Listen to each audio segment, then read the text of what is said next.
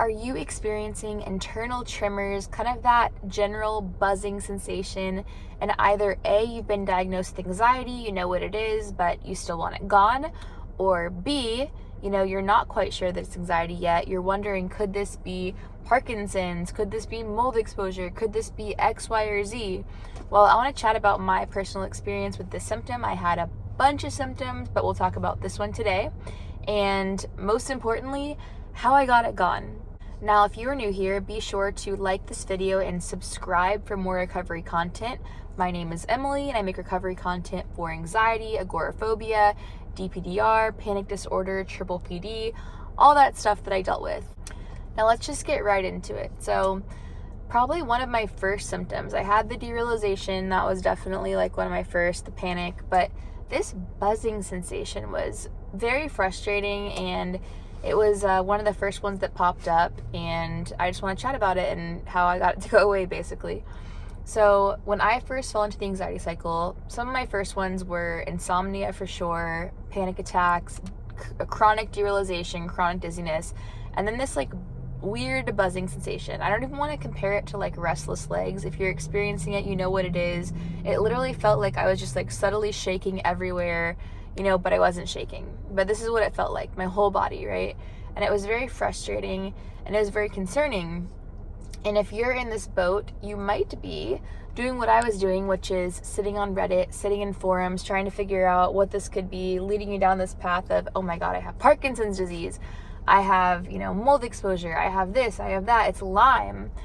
And let me stop you if you're in this boat, because all that did for me was honestly stall out my recovery for a very long time and just ultimately stressed my body out even more.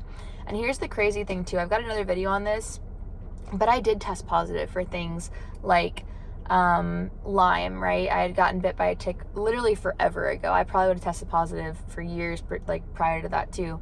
But that mold exposure, we're all exposed to mold, by the way, to some degree, etc. And so the issue that I had was putting all my eggs in this basket and being like, okay, I have to cleanse, I have to take glutathione, I have to take this, I have to take that, I have to get it gone now. But ultimately what was happening is my body had reached this stress level. And so when I look at these things like mold exposure, for example, right? I view our bodies like we have this stress cup. And so for me, maybe that was a tiny stressor. Maybe my low iron was a stressor. Maybe this is a stressor. Maybe that was a stressor, right? Like just compounding stressors. I was working really hard. I was traveling a lot. I was doing way too much, right? Stressor. I had gotten COVID, and I had long COVID. I still have long COVID, but that was a big stressor. And then I had this surgery that just sent everything over the edge. Now my body is stuck with these chronic symptoms. So I'm not going to call that anxiety. I'm going to call that my body's stress cup has been filled, is overflowing, right? So after that happened is when the anxiety cycle started. And the anxiety cycle is literally what keeps all of this alive. So think the Googling, the adding fear, the engaging with all of these what ifs, the trying to fix. And if you have not been to a general doctor yet, I highly suggest you do that. That's definitely first step. Go see a doctor, get everything ruled out, a normal general practitioner, right? Get everything ruled out, and then from there, we don't need to keep digging. What I would say is you have to let your body desensitize, let your nervous system de-stress. And the way that you're going to do that is by approaching this whole situation holistically. We're not going to worry about this one symptom. We're going to look at everything, right?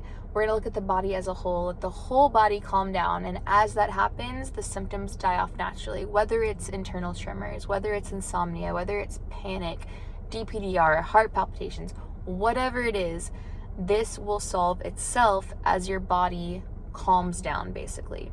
I hope that makes sense.